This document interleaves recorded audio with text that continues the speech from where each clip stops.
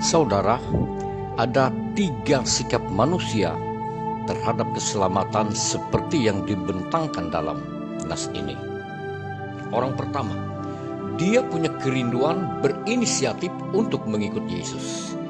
Bila kita membaca informasi dari nas yang sejajar, yaitu Matius pasal 8 ayat 19, bahwa orang ini adalah seorang ahli Taurat. Tidak tanggung-tanggung, tidak main-main. Ini sangat riskan. Karena biasanya orang Yahudi sangat membenci Yesus. Apalagi ini seorang ahli Taurat. Gengsi dong. Tapi tidak. Dia ingin menjadi murid Yesus. Benar-benar punya kerinduan untuk mengikut Yesus. Bahkan dikatakan dia mau mengikut Yesus kemana saja Yesus pergi.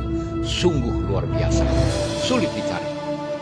Namun Yesus menjawab, serigala mempunyai liang dan burung mempunyai sarang, tetapi anak manusia tidak mempunyai tempat untuk meletakkan kepalanya. Ayat 58. Yesus tidak menampik keinginan serta kerinduan seorang ahli Taurat ini menjadi muridnya. Namun Yesus memberikan tantangan supaya tidak menyesal nanti. Bahwa mengikut Yesus tidak hanya ingin menerima berkatnya atau enaknya saja. Ada resiko yang harus dibayar mahal karenanya. Sanggupkah? Yesus memang memberkati, karena dialah sumber segala berkat dan kasih karunia. Saudara, apa sebenarnya yang kita cari mengikut Yesus? Doa-doa yang terjawab, mujizat, kelimpahan berkat, sukses dan juga selamat? Itu tidak salah. Yesus pasti memberi jaminan keselamatan dan hidup kekal, karena dialah Allah yang mempunyai kerajaan surga. Mengikut Yesus itu memang enak, karena jaminan yang diberikannya melebihi dari apapun. Namun mengikut Yesus juga ada risikonya. Sebagaimana dunia membenci dan menolaknya, demikian pun risiko yang akan dihadapi para murid. Sanggupkah? Persoalannya saudara, sebelum kita menerima jaminan berkat yang diminta, apakah kita sudah bersedia melepaskan semua kebanggaan dunia yang dimiliki secara total demi kerajaan Allah? Apakah kita sungguh-sungguh mempertaruhkan hidup mati kita hanya di tangannya? Atau apakah kita mengikut Yesus hanya setengah-setengah, beriman setengah-setengah, taat setengah-setengah, berkorban setengah-setengah, kepedulian dan berbagi setengah-setengah? Disinilah titik permasalahannya. Ya, ketika kita ingin Tuhan memberikan berkat yang serba melimpah, keselamatan yang gratis murah. Lalu bagaimana ketika Allah menuntut secara total dari seluruh kedirian kita? Hanya ingin cari berkatnya, tapi tidak resiko dan tanggung jawabnya. Bagaimana?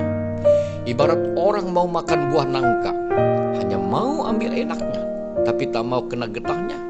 Ya, motivasi penentunya. Motivasi harus benar. Itu hal mendasar yang mau Yesus ungkapkan. Saudara, sekarang orang kedua. Orang kedua ini rupanya murid simpatisan yang juga ada dalam rombongan orang banyak yang mengikut perjalanan Yesus. Orang ini tidak berinisiatif untuk menjadi pengikut Yesus, namun justru malah mendapat tawaran dari Yesus. Yesus berkata kepadanya, ikutlah aku. Namun apa jawab orang ini? Izinkanlah aku pergi dahulu menguburkan Bapakku. Luar biasa orang ini. Rupanya dia seorang anak yang patuh dan hormat kepada orang tua. Berbeda dengan anak zaman sekarang terhadap orang tuanya.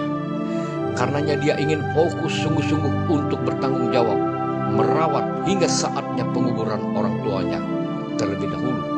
Sebagaimana hukum yang diajarkan berlaku bagi semua orang Yahudi. Setelah beres tanggung jawabnya, barulah dia akan mengikut Yesus. Tapi apa jawab Yesus? Biarlah orang mati menguburkan orang mati. Ayat 60. Apa yang dimaksudkan Yesus? Apakah Yesus mengajarkan kita untuk meremehkan tanggung jawab terhadap orang tua? Oh tidak, tidak sama sekali. Namun orang ini gagal memahami undangan Yesus. Yang hendak Yesus katakan sebenarnya adalah bahwa orang tidak mungkin dapat mengabdi serta bertanggung jawab secara baik terhadap orang tuanya bila ia belum sungguh-sungguh menjadi murid Yesus yang baik.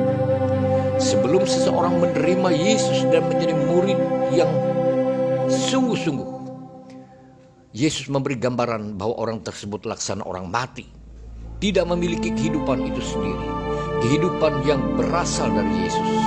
Karenanya, orang semacam ini mana mungkin dapat melaksanakan tanggung jawabnya dengan baik pula terhadap orang tuanya bila lepas dari Yesus. Saudara, sekarang orang ketiga mirip dengan orang kedua, mau mengikut Yesus, namun pamitan, minta izin dengan keluarga terlebih dahulu. Tidak salah pamitan dan minta izin kepada keluarga, namun titik persoalannya bukan pada soal minta izin dengan keluarga. Namun Yesus melihat jauh ke dalam lubuk hati. Yesus tahu bahwa orang ini tidak serius, tidak sungguh-sungguh jadi murid Yesus. Inilah titik persoalannya.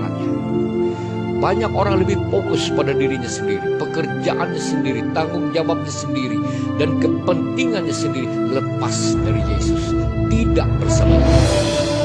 Mengutamakan perkara-perkara duniawi, lepas dari Yesus. Lalu dengan berbagai dalih berusaha menghindar dari Yesus. Banyak orang salah memahami hidup dalam terang keselamatan. Seolah-olah bila menjadi murid Yesus, tunggu urusan dan tanggung jawab dunia dibereskan terlebih dahulu. Ada pula yang menganggap bahwa segala tanggung jawab serta kewajiban sosial kemanusiaan, baik terhadap keluarga, dapat dilaksanakan dengan baik tanpa Yesus, lepas dari Yesus. Karenanya, urusan keluarga lebih penting dari keselamatan di dalam Yesus. Atau sebaliknya, ada juga pemahaman yang dangkal terhadap arti menjadi murid Yesus. Dipahami bahwa menjadi murid Yesus, maka kita lepas tanggung jawab terhadap keluarga. Tidak perlu lagi bertanggung jawab kepada keluarga. Karenanya orang ini mohon pamit sama keluarga. Seolah keluarga penentu segalanya, bahkan dianggap melebihi Tuhan sang pemilik kehidupan.